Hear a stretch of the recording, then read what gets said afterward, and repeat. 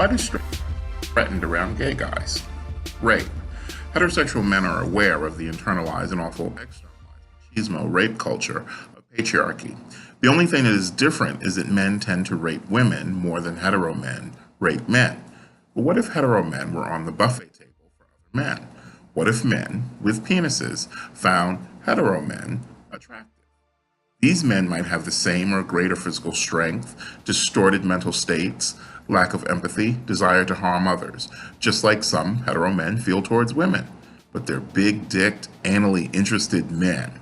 What happens when the same lions in the pride, or even bigger ones, start preying on other lions? Who thought they were the top of the pile? Men have no defense against rape because men are rarely put in that mind frame to consider how to negotiate themselves out of a sexually dangerous situation. How would a man negotiate with a pack of homo men who cornered him and decided to rape him? That context of reality simply doesn't exist for men to have an experience to draw upon how to run, fight, or negotiate. Or what to do if two buddies are at home and a man gets the other drunk and starts to force himself sexually upon him.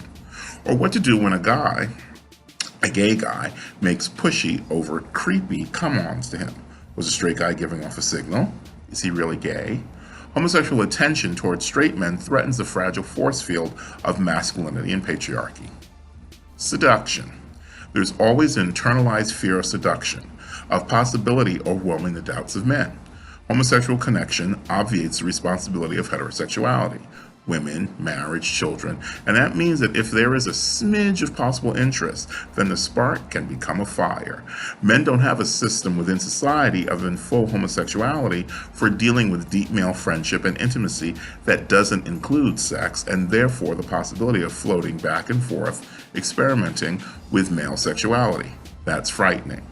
The narrow confines of male heterosexuality in a patriarchal society doesn't allow for anything but another narrow sexual classification, intimacy classification, because the initial system is so tight that heterosexual men see homosexual men as one, more powerful because they can flexibly move from hetero to homo. Sperm works without sexuality agreement, which leads to the last point of the threat: obsolete hetero men.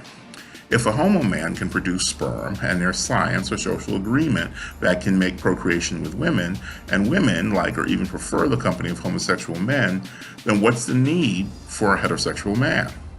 Suddenly a heterosexual man is competing not against simply hetero men, but also preferred homo men who can mate with women, parent, share resources without them. Women are generally 1,000% safer with homo men than a group of hetero men, and other hetero men who might not be dangerous towards women know this imbalance. So, men are neutralized by gay men, often with the assistance of women. The best strategy for gay and straight men is to make friends and share resources and tactics and strategies for constructing their own manhood.